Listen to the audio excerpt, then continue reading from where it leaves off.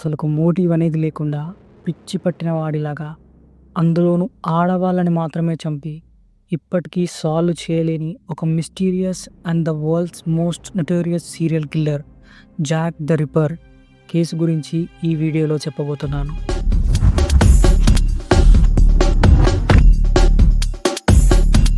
అది 1880వ సంవత్సరం.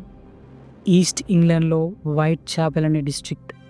పేదరికం ఎక్కువగా ఉండి క్రైమ్, వైలెన్స్, ప్రాస్టిట్యూషన్ లాంటి ఇల్లీగల్ యాక్టివిటీస్ ఎక్కువగా జరిగే ప్లేస్ అది. అలాంటి ప్లేస్‌లో అకస్మాత్తుగా ఇంతకుముందు ఎప్పుడూ లేని విధంగా వరుస హత్యలు జరగడం అక్కడ ఉన్న ప్రజల్ని భయానికి గురిచేసింది. చాలామంది ఈ జాక్ ద రిప్పర్ అనే కిల్లర్ మొత్తం 5 హత్యలు చేశాడని, ఈ 5 మందినే ద కెనానికల్ 5 విక్టిమ్స్‌గా పిలిచేవారు. ఈ 5గురు ప్రాస్టిట్యూషన్ చేసే అమ్మాయిలు. ఆ వైట్ చాపెల్ అనే డిస్ట్రిక్ట్‌లో సర్వైవ్ అవ్వడానికి అక్కడికి ఎక్కువగా అమ్మాయిలు ఈ ప్రాస్టిట్యూషన్‌ని వృత్తిగా చేసేవారు. అయితే ఈ రిప్పర్ మొత్తం 11 హత్యలు చేశాడని కూడా నమ్ముతారు. ఇలా ఈ హత్యలు న్యూస్ పేపర్‌లో రావడం, కేసులో అప్పటి వరకు ఎలాంటి ప్రోగ్రెస్ లేకపోవడం ఇక్కడున్న ప్రజలకి అసహనం కలిగించాయి. కిల్లర్‌ని పట్టుకొని కేసు సాల్వ్ చేయలేక ప్రజల్లో జరుగుతున్న అసహనానికి పోలీస్ అండ్ హోమ్ సెక్రటరీ కూడా రిజైన్ చేసే స్టేజ్‌కి వెళ్ళిపోయింది ఈ కేసు. అసలు ఈ హత్యలు ఎలా జరిగాయి? ఆ 5గురు అమ్మాయిలని కిల్లర్ ఎలా చంపాడు? లాస్ట్‌కి ఈ కేసులో కిల్లర్స్‌గా ఎవరెవరిని అనుమానించారు అని ఈ వీడియోలో ముందు చూద్దాం. అది ఆగస్టు 31, 1888. టైం ఉదయం 3:40.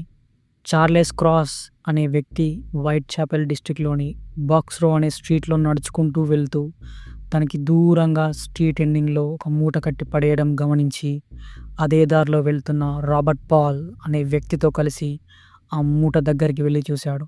ఆ మూటలో దారుణంగా గొంతు కోసేసి, కడుపు కోసి, ఇంటర్నల్ ఆర్గాన్స్ అన్నీ రిమూవ్ చేసి పడేసిన ఒక అమ్మాయి బాడీ ఉంది.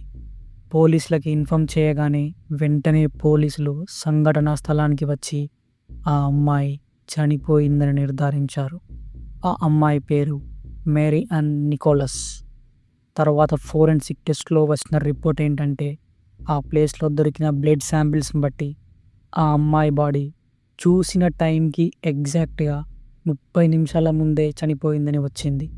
అంటే బాడీని ఫస్ట్ చూసిన టైంకి ఆ సరౌండింగ్స్‌లోనే కిల్లర్ ఉండి ఉంటాడు అని అనుకున్నారు. కట్ చేస్తే అదే సంవత్సరం సెప్టెంబర్ 8 జాన్ డేవిస్ అనే వ్యక్తి 29th హ్యాన్బరీ స్ట్రీట్ బిల్డింగ్‌లో ఉంటున్న ఎనీ చాప్‌మ్యాన్ అనే అమ్మాయి చనిపోయిందని పోలీసులకి ఇన్ఫార్మ్ చేశాడు. ఈ అమ్మాయిని కూడా దారుణంగా గొంతు కోసి, కడుపును కోసి, ఆ అమ్మాయి ఊంబిని కట్ చేసి బాడీ అంతా కత్తితో పొడిచి ఉంది.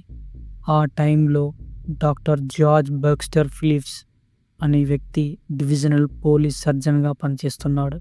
సెకండ్ కేసులో హత్య చేసిన తీరును, అంటే కడుపును కోసి వూమ్ తీసుకెళ్లడం చూసి కిల్లర్‌కి అనాటమీ నాలెడ్జ్ ఉండి ఉంటుంది అని, కిల్లర్ ఒక డాక్టర్ అయి ఉండొచ్చు అని ఒక క్లూ ఇచ్చారు.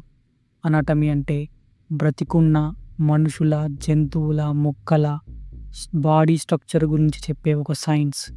కట్ చేస్తే సరిగ్గా 3 రోజుల తర్వాత, అంటే రెండవ మర్డర్ జరిగిన 3వ రోజు సెప్టెంబర్ 30 అర్ధరాత్రి 1 గంటకి బెర్నర్ స్ట్రీట్లో ఎలిజబెత్ స్ట్రైడ్ అనే అమ్మాయి చనిపోయి ఉందని లూయిస్ డెమస్యూస్ అనే వ్యక్తి పోలీసులకి కాల్ చేసి ఇన్ఫార్మ్ చేశాడు. ఈ హత్య కూడా ఇంతకు ముందు చేసిన హత్యల్లాగానే గొంతు కోసి చంపాడు. ఇన్ఫ్యాక్ట్ ఈ హత్యని ఎవరో వచ్చి డిస్టర్బ్ చేస్తున్నట్టుగా సగంలోనే చేసి వెళ్ళిపోయినట్టు ఉంది అని అక్కడి సీన్ చూసి పోలీసులు అనుకున్నారు. ఇంకో అనుమానం ఏంటంటే, ఈ హత్య కూడా ఇంతకుముందు 2 హత్యలు చేసిన కిల్లరే చేసి ఉంటాడా, లేదా ఇది ఇంకెవరైనా చేశారా అనే డౌట్ కూడా వచ్చింది. ఈసారి గొంతు మాత్రమే కోసి వెళ్ళాడు. ఇంటర్నల్ ఆర్గాన్స్ని కట్ చేయడం లాంటి సీన్ అక్కడ ఏదీ జరగలేదు. ఈ అమ్మాయి బాడీని 1:15 ఎగ్జామిన్ చేశారు. అంటే ఎగ్జామిన్ చేసే టైం కంటే 30 నిమిషాల ముందే ఆ అమ్మాయిని చంపాడు అని నిర్ధారణకు వచ్చారు.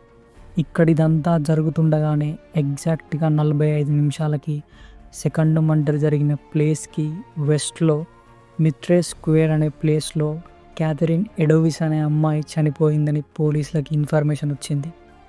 ఇది ఆ రాత్రి జరిగిన రెండో మర్డర్.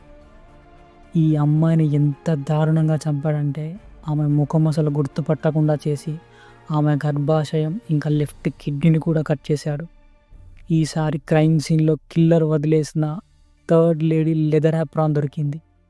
ఇప్పటి వరకు జరిగిన మర్డర్స్లో పోలీసులకి స్పాట్లో దొరికిన ఒకే ఒక క్లూ.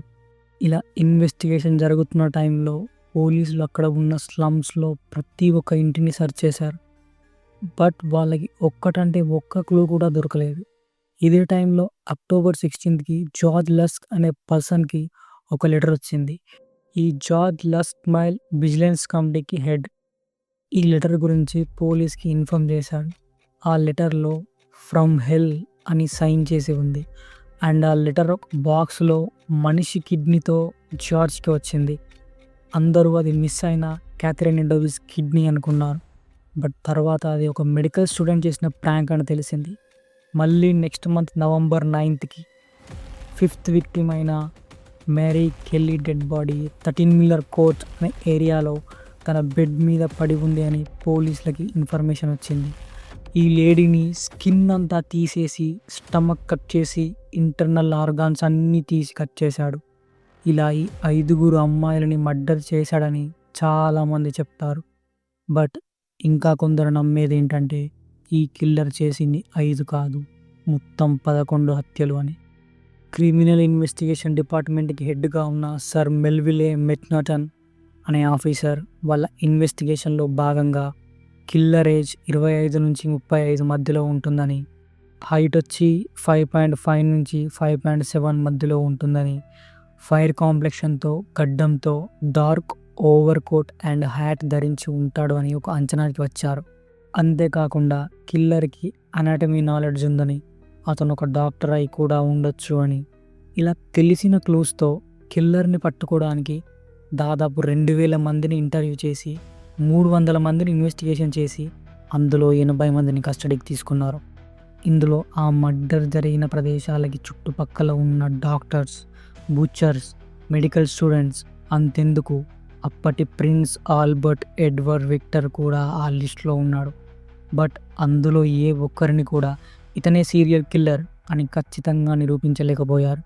దీని వెనుక చాలా థియరీస్ అండ్ ఒక కంక్లూజన్కి రాని అనుమానాలు కూడా ఉన్నాయి. అసలు జాక్ ద రిప్పర్ అనే పేరు లేనే లేదు అని, కిల్లర్ చేసిన మర్డర్స్ నుండి డైవర్ట్ చేయడానికి ఈ నేమ్ యూజ్ చేసుకున్నారని అంటారు. అసలు జాక్ ద రిప్పర్ అనే సీరియల్ కిల్లర్ అమ్మాయి కూడా అయి ఉండొచ్చు అనే ఒక థియరీ కూడా ఉంది. ఫస్ట్ పోలీసులు ఇదంతా లోకల్ గ్యాంగ్స్ చేస్తున్నాయని అనుకున్నారు. బట్ సెకండ్ మర్డర్ అని చాప్మెన్ తర్వాత పోలీసులు వాళ్ళు వెతుకుతుంది ఒక సీరియల్ కిల్లర్ అని డిసైడ్ అయ్యారు. అసలు ఆ కిల్లర్ అదే ప్లేస్లో ఉంటాడా, లేక వేరే ప్లేస్ నుండి వచ్చి మర్డర్ చేసి వెళ్ళిపోతాడా, అయినా ఎందో ఒక ప్రాస్టిట్యూషన్ చేసి అమ్మాయిలనే టార్గెట్ చేసి చంపాడు అని ఇప్పటికీ ఒక క్లారిటీకి కూడా రాలేకపోయారు. ఇలా 144 సంవత్సరాలైనా కూడా ఈ కేస్ ఇప్పటికీ సాల్వ్ చేయని కేసులాగా హిస్టరీలో ఉండిపోయింది. సో ఫ్రెండ్స్, ఇది the world's most notorious serial killer Jack the ripper story. ఈ వీడియో మీకు నుంచి ఇలాంటి వీడియోస్ ఇంకా కావాలి అనుకుంటే please subscribe my channel, like my video and please share your feedback in the comment box. Thank you so much.